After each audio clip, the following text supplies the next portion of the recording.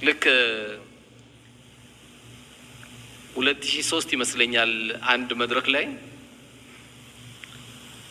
አንድ ቦታ ላይ የገቢ ማሰባሰቢያ ለአንድ መስጊድ እየተደረገ ያለ የአላህ ነገር እኔ መስጊዱ ላይ መድረክ እየመራው ነበርና መስጊዱ ይሄን ነገር ያስፈልጋል ብዬ ስናገር አንድ ልጅ አይታየም ግን ከኔ ጋር ግን በምልክት ተግባብተናል። ምን ይላል? ወላሂ እኔ ሸፍነዋለሁ አለ ሲል አውቀው ነበርና ልጁን በጣም የሚያሳዝን ነው። ንያው በጣም ደስ ብሎኛል አልኩኝ። እኔ ንያው በጣም ደስ የሚል ነው፣ ነገር ግን የሚያሳዝነው ላጤ ነው አላገባም አልኩኝ። እኔ ይሄን ስለካ በማይክ ሴቶች እያዳመጡት ነው። አንዷ ልጅ ምን ትላለች? ያ ረቢ የኔ አርገው ትላለች። ከኔ አታስመልጠው ይሄ ልጅ ትላለች። ገና እኮ መልኩን አላየችውም። በጣም የአላህ ስራ ነው የሚገርማችሁ። ግን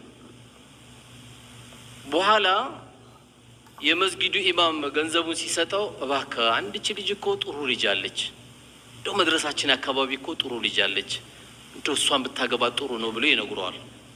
እሺ ካላየዋት ይላል፣ ያያታል። እሷም ስታይ በዚህ ሂደት እንግዲህ ያው አላህ ገጠማቸውና ተጋቡ። ሲጋቡ ያው ባልና ሚስት ሲፎካከሩ አልহামዱሊላህ ምን እኔን እንዴት እንዳገኘሽን ታውቂያለሽ አይደል ይባባላሉ አንዳንዴ። በዚህ ሂደት ላይ ያሉ ሱብሃንአላህ እየተነጋገሩ እያለ በሁለት ወራቸው አካባቢ ይሄ ሙሽራ ይደውልልኛል። አረ ዛሬና ታሪክ ልንገር ይለኛል። ታሪኩ ምንድነው? አይ የዛን ጊዜ እኮ ስነይት ሙሉ ነገር ነይቼ እቺ ልጅ በማይክሮፎን እኮ ያ ረቢ የኔ አርገው ብላ ዱዓ አርጋ ነበረ። እኔ ልፎክርባት እኮ አልহামዱሊላህ በእናትሽ ዱዓ አገኘሽን ስላ ዝም በል በእናትህ ዱዓ አይደለም ኑሩ በተናገረው በማይክ ነው ያገኘው ትሏለች። አላህ አገናኛቸው። የሚገርማቸው ዛሬ ወልዶ የአምስት ልጆች አባት ሆነዋል። የአራት ወይም የአምስት ልጆች አባት ሆነዋል። አንደኛው ዱዓ መቼ ሙስተጃብ እንደሚሆን አታውቀውም። እዛው ያደረገው ነገር ግን አኺራ ገዛለት። ያው የአንድ ሰው መልካም ስራ እንዲበረታ ከሚያደርገው አንዱ ምንድነው? ያው ጥሩ ሚስት ነው።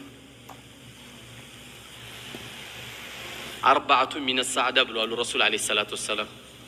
አላህ አራት ነገር የገጠመው ሰው እድለኛ ነው ብለዋል። ከነዛ መካከል አንዱ ያው ጥሩ ሚስት ናት። ምክንያቱም ጥሩ ሚስት ከሌለ ከወዛደር ትጣላለህ፣ ከኒስትሮ ትጣላለህ፣ ከትራፊክ ትጣላለህ፣ ካሮጊ ትጣላለህ፣ ከሁሉንም ትጣላለህ። መጀመሪያም ከቤት ስትወጣ ቂብላ ጠፍቶካል።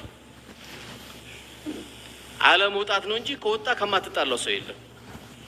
ጨርሰህ ተስማምተህ ነው እንጂ መውጣት ያለብህ። ተጣልተህ የምትወጣ ግን ከሆነ ከብዙ ሰዎች ጋር ነው የምትጋጨው። ያው ሴቶች እናስተካክል ካሉም ያስተካክላሉ፣ ከካዕባ ውጪ እናሰግድ ካሉ ያሰግዱዋል። በቃ ቂብላ ሁሉ ይጠፋና ወደዛ ሰግዳለህ። ይሄን ሁሉ ሊያደርጉልህ ይችላሉና አላህ ከነሱም ይጠብቀን፣ እነሱንም ከኛ ይጠብቃቸው። እና ለዲን አስተዋጽኦ ካደረጉት ከነበሩት መካከል ዑስማን ምንም ነገር አይጎዳውም ያሉት ይሄን የመሰለ ታላላቅ ስራዎችን ነበር ሲሰራ የነበረው። ሌላው በ18 አመት ወታደርን አጅቦ የሄደ በ18 አመት ወታደርን አጅቦ የሄደው ኡሳመቱ ኢብኑ ዘይድ የተባለ አቅፎ የሚሄዱት መንገድ ላይ እጁ ራሱ አልደርስ ብሎ ተንከራቶ ነው የሚሄደው። ስቃይ አንድማ እኮ ሞኝ እየተባለ ሁለት አቅፎ ነው የሚሄደው። አላህ አርዝሞበት ተሰቃይሏል። ተሰቃይቶ ተንጠልጥሎ ይሄዳል። ይሄ በ16 አመት ልጆች እየተሰራ ያለ ነው። ከ15 ከ20 አመት በፊት እንግዲህ እኔ ራሴ ትምህርት ቤት በቅጣት የምቀጣው የነበረው ተማሪ ተሳስተ ስትቀጣ የነበረው የዛን ጊዜ ሴት መሀል ነበር የሚያስቀምጡ። ይኸው ብትጠጊው እግርሽን ነው ሰብሽ ጠጋቤ እያልክ አንቺን ብትጠጊያል መሀል ነበር የምትቀመጡ የነበረው። ኡሳመቱ ኢብኑ ዘይድ ጦር ነው ይዞ ሄደው ያ ሁሉ ታላላቅ ሰሃቦችን ይዞ ነው የሄደው። ትንሽ እድሜው ትንሽ ነው ተብሎ እስልምና ትንሽ ያረገ የዛ ብሔር ስለሆነ ትንሽ የሚባል ብሔርም የለም። የሰው መለኪያው ሰው ነው። ከዛ ውጪ ደግሞ በኢልሙ ደረጃ የሚበልጠውን ሰው ደግሞ መሪ ያደርጉታል ረሱል አለይሂ ሰላቱ ወሰለም። ኡሳመቱ ኢብኑ ዘይድ እጁን አውጥቶ ካልመረጣችሁኝ ብለው ሳይሆን እሳቸው በደረሳቸው ወህይ ኡሳመቱ ኢብኑ ዘይድ ነው። እንደውም እሳቸው ለየት የሚያደርጋቸው እኮ ነብዩ አለይሂ ሰላቱ ወሰለም ምረጡኝ ያለ ሰው እኮ አይመርጡም። እቺን ወንበር ለሚከጅላት ሰው አልሰጣትም ነው ያሉት። ወንበሯን ለፈለገ ሰው የሚሰጡ አልነበሩም። ፈቱ መካ ሲከፈት እኮ ፈቱ መካ በሚከፈትበት ጊዜ ሁሉም ጓጉቷል፣ ሰሃቦች ሁሉ። ግን ማንን የጠሩት? ቢላልን የጠሩት። ጥቁርነቱ አልከለከለውም፣ አበሻ መሆኑ አልከለከለውም። ሁላቸውም ከአባ ላይ ወጥተው አዛን ቢሉ ደስተኛ ናቸው። ወላ አቡበከር ከጅሏል፣ ዑመር ከጅሏል። ያልከጀለ ሰሃባ የለም። የታለ ቢላል ነው ያሉት። በአቡበከርና በዑመር ተከሻ ከፍ በልና እላይ ወጣ አዛን በል ነው ያሉት። የኛ ዘር ትልቅ የሚባል የለም፣ በዘር ጀነት የሚገባ የለም። ዘሩም ትንሽ ሆኖ ደግሞ ጀሃነም የሚገባም የለም። ሁላችንም መሰረታችን አደም ነን። አደም ደግሞ ከአፈር ነው። ስለዚህ እነዚህ ትልልቅ የነበሩ ሰሃቦች መካከል ኡሳመቱ ኢብኑ ዘይድ ትልቅ ታሪክ ከሰሩት መካከል አንዱ ነው። ስለዚህ እኛስ በ18 በ20 በ30 ያለን ወንድሞች ምን ያህል ለዲናችን አስተዋጽኦ አድርገናል? አላህ በተከበረው ቃሉ ምን ይላል? ወብተጊ ፊማ አታከ አላሁ ዳረል አኺራ፣ ለነገ አገር ስንቅ እንዲሆን ካለ ነገር አበርክት ስጥ ብሏል። አላህ ከሰጠ ነገር ለምን እንኳን የሰጠ ነገር ይቅርና አንተ ራስህ የሱ ዕቃ ነህና። ወብተጊ ፊማ አታከ አላሁ ዳረል አኺራ። ግን ይህን ስጥ ሲባል እንዳንረሳ ደግሞ ይህን ስጥ ሲባል ወላ ተንሳ ነሲበከ ሚነ ዱንያ፣ የዱንያ ዕጣ ፈንታን ድርሻም ደግሞ እንዳትረሳ። አንድ ሰው የቤተሰብ ኃላፊ ሆኖ ገንዘብን ሁሉ በትን አይባልም። የልጆቹንም ሐቅ መጠበቅ አለበት።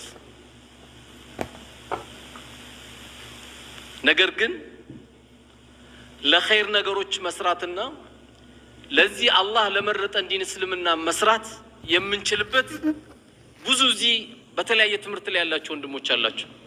ነጋዴዎችም ልትኖሩ ትችላላችሁ። አላህ ስንት እንደሰጠ አንተና አላህ ትተዋወቃላችሁ። አላህ ምን አይነት ኢልም እንደሰጠ አንተና አላህ ትተዋወቃላችሁ። ምን ያህል ሰዎች ወደ ጀሃነም ሲሄዱ ካልተጨነቅ፣ ለዲኔ አስተዋጽኦ ማድረግ የምችልበት ነገር ምንድነው ብለን ካልተጨነቅን አላህ ይጠይቀናል፣ እንጠየቅበታለን። ምክንያቱም እኛ ስማችን ማን ነው? ኩንቱም ኸይረ ኡመቲን ኡኽሪጀት ሊናስ፣ ምርጥ ህዝቦች ነው የተባልነው።